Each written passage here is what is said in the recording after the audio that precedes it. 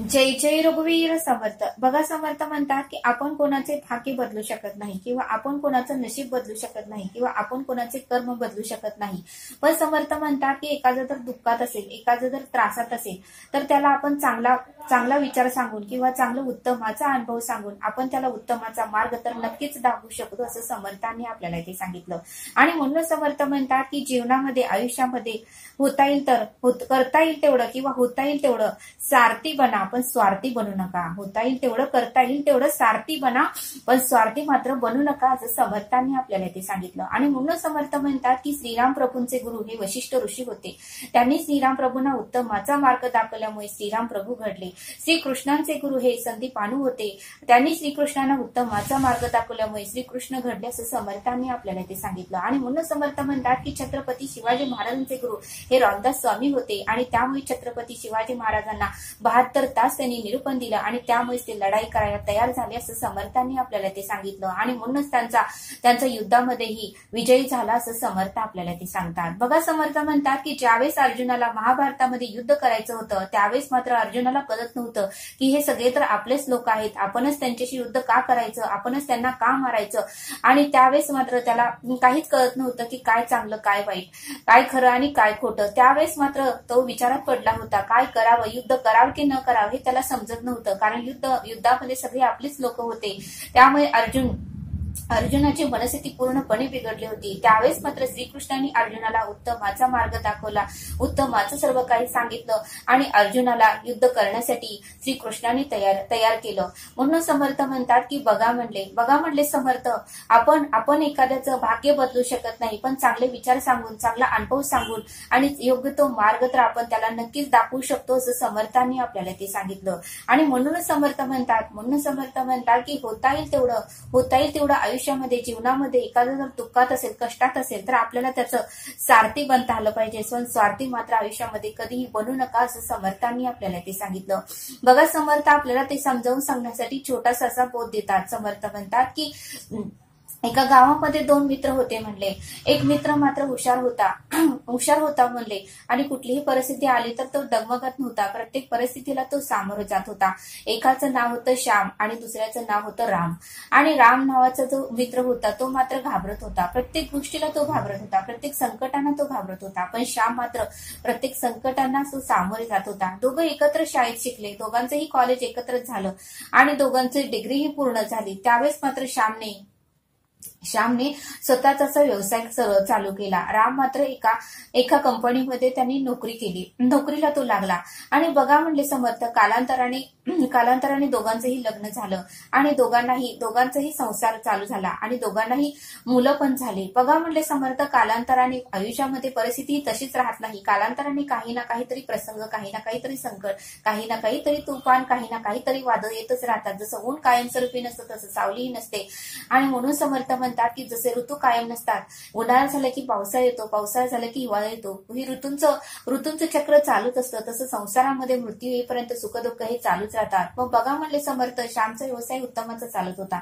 त्याच्याही व्यवसायामध्ये कधी ना कधीतरी लॉस होत होता, कधी ना कधी तर नफा होत होता.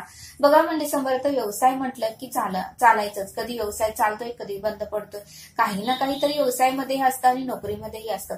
मग कालांतराने रामची कंपनी ही कालांतराने बंद पडली. त्यावेळेस मात्र रामला मात्र घर संसार प्रपंच चालवण्यासाठी आर्थिकची टंचाई भासू लागली. त्यावेळेस मात्र श्यामने त्याला मदत बरेच 2-3 महिने श्यामने रामला मदत केली. पण रामला वाटू लागलं की आपण किती दिवस श्यामची मदत घ्यायची, कधी ना कधीतरी आपलंही हक्काचं काहीतरी कमाई पाहिजेच ना. म्हणून रामने बऱ्याच ठिकाणी नोकरीसाठी अप्लाय केला, पण त्याला मनावासा पगारही मिळत नव्हता आणि मनावाशी नोकरीही त्याला मिळत नव्हती. आणि मग त्याने छोटा मोठा असं व्यवसायही चालू करायचं ठरवलं. व्यवसाय चालू केलं आणि त्याच्यामध्ये त्यांनी कर्जही काढलं. पण व्यवसायही कुठलाच त्याचा उत्तमाचा झाला नाही किंवा सक्सेस झाला नाही. कारण त्याने व्यवसायामध्ये थोडंसं धीर धरला नाही. त्याला वाटत होतं की आज व्यवसाय काढला की लगेचच चालावा. असं करत करत त्याला कर्जही झालं 2 लाखाचं. आता काय करावं, कोणाकडे जावं त्याला काहीच कळत नव्हतं. एक दिवशी मात्र रामने ठरवलं की आपण आपली जीवन यात्रा तर संपवून टाकायची, त्याशिवाय पर्याय नाही. आपल्याला पत्नी आहे, 2 मुलं आहेत, त्यांचं कसं व्हायचं आणि मला तर आता हे सगळं काही शक्य नाही. त्यावेळेस मात्र रामने आपलं जीवन यात्रा संपवायची ठरवली आणि तो मात्र एका विहिरीच्या कडेला गेला. त्यावेळेस मात्र श्यामचं लक्ष रामकडे गेलं आणि श्याम रामकडे आला आणि रामला म्हणाला, अरे राम, तू येथे काय करत आहेस? त्यावेळेस मात्र रामने रडायला चालू केलं. आपली सर्व काही हकीकत श्यामला सांगितली आणि मी येथे कशासाठी आलो हेही सांगितलं. त्यावेळेस मात्र श्यामने रामची पूर्णपणे स्थिती आणली आणि श्याम म्हणाला, राम, तू काही काळजी करू नको. माझा व्यवसाय आता उत्तमाचा चालत आहे. तू वाटलंस तर तुझी नोकरी किंवा तुझा व्यवसाय पूर्णपणे उत्तमाचा चालत नाही तोपर्यंत तू माझ्या व्यवसायामध्ये काम कर. मी तुला दर महिन्याला पगार देतो. तू काहीही काळजी करू नको. पण जीवन यात्रा किंवा आपलं आयुष्य संपवण्याचा हा मार्ग नाही. कारण एकदा मृत्यू आला की माणसाला परत 84 योनीत जावं लागतं. लाख मोलाचा आपल्याला देह मिळालेला आहे. मग हे असं का संपवायचं? अरे जरी पशु पक्षी आणि वनस्पती किती संकट आली तरी ते आपली जीवनयात्रा संपवत नाही. ते प्रत्येक संकटाला सामोरे जाऊन आपले जीवन जगतातच. मग तू काय एवढ्या लवकर हार मानलीस? तू काही काळजी करू नको. तुझं जे काही लोन आहे, जे काही कर्ज आहे तेही फिटून जाईल. हेही दिवस जातील. तू आपल्या घराच्या कुठल्या तरी कोपऱ्यामध्ये लिहून ठेव आणि नक्की सतत ते वाचत राहायचं. म्हणजे आपल्याला आनंद येतो की हेही दिवस जातील. म्हणजे हे दुःखाचे दिवस आता कायमस्वरूपी राहणार नाहीत हे आपल्याला कळतं.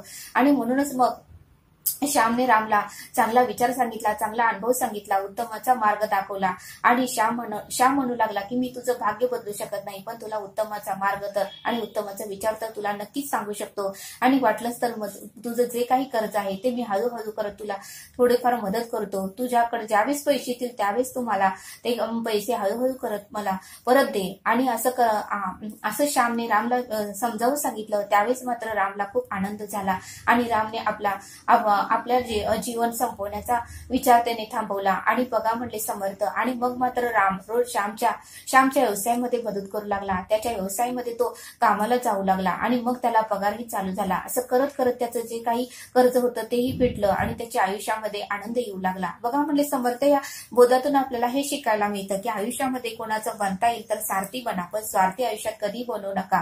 कारण आयुष्यामध्ये आपण कोणाचे भाग्य बदलू शकत नाही, पण चांगले विचार सांगून, चांगला अनुभव सांगून एखाद्याला उत्तमाचा मार्ग तर नक्कीच दाखवू शकतो, असं समर्थांनी आपल्याला या बोधातून समजावून सांगितलं. तर आता आपण येथेच थांबूया. धन्यवाद. जय सद्गुरू.